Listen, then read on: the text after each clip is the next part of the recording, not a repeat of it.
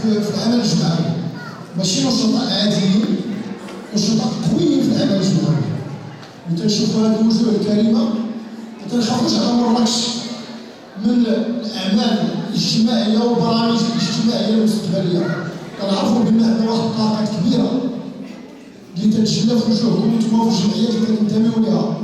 وتنشكر مره اخرى جمعيه هلالة اللي تقدر تجمع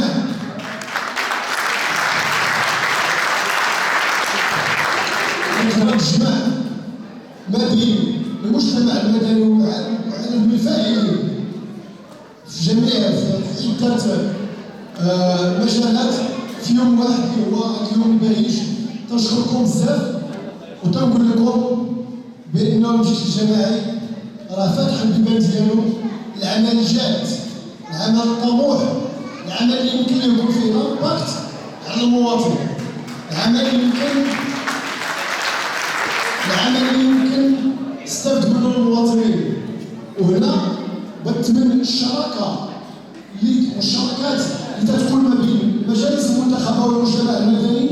وانا تنقول مرحبا بكم مره اخرى في برامج هادفه، مرحبا بكم مره اخرى في برامج اللي يمكن تعطي واحد الدفعه كبيره لمدينه مراكش.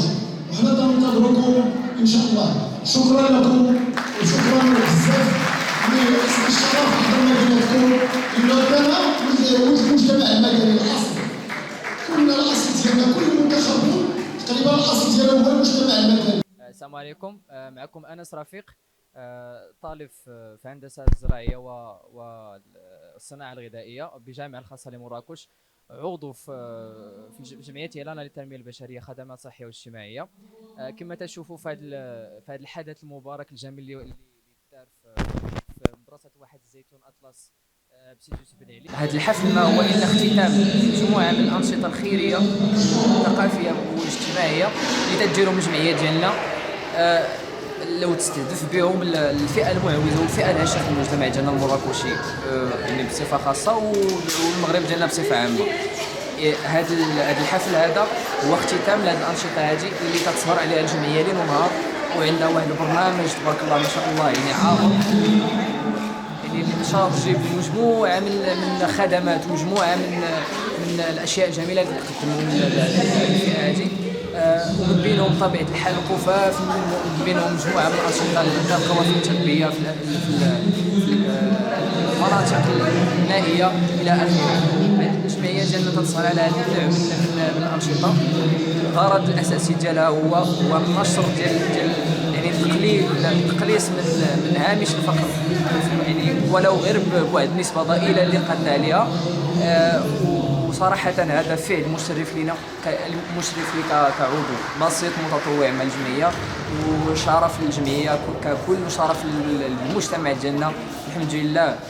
وهذا من فضله، وبطبيعه الحال ما غاديينش ننساو سيدنا نصر الله هو اللي دار البادره لهذا في الظاهر ديالو، فاش قال يعني فاش وصى على المجتمع المدني يعني خلق الجمعيات والخدمه على المجتمع المدني والتطوير ديالو باش نوصلوا به يعني لابعد الحدود ان شاء الله تعالى في المستقبل القريب ان شاء الله.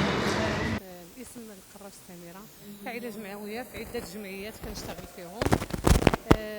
لكن اليوم فعلا جيت باش نشكر الناس ديال جمعيه هلالة، نظرا لانني اشتغلت في عده جمعيات وكنشوف العمل ديالهم. لكن الجمعيه ديال هلالة الصراحه كتستحق التقدير والاحترام على راسها السي عزتي نداتيج، لانه فعلا تنشوفوا بزاف ديال الاشياء دارهم بالنسبه للعمل الجمعوي. اشتغل في عده مجالات، لا بالنسبه للناس اللي في الصحه، الناس كيوقفوا عليهم كيوقفوا معاهم بالنسبه للادويه ولا ليزوفيغاسيون اللي كيديروا ولا الادويه ولا حتى واحد المساله اخرى من ناحيه الجبال كيديروا يعني عده انشطه اللي كتفرح. وانا كنتمنى من الناس المسؤولين ديالنا بحال هاد الجمعيات خصنا نزيدوا بهم لقدام، لان فعلا عندهم ما يعطيو وعطاو وعلى ارض الواقع، يعني ماشي جمعيات اللي هي على الورق تنشوفوهم كيشتغلوا. هذا هو العمل اللي وصلنا عليه سيدنا الله ينصرو، وقال لنا اننا نشتغلوا ونخدموا البلاد ديالنا والوطن ديالنا. وشكرا.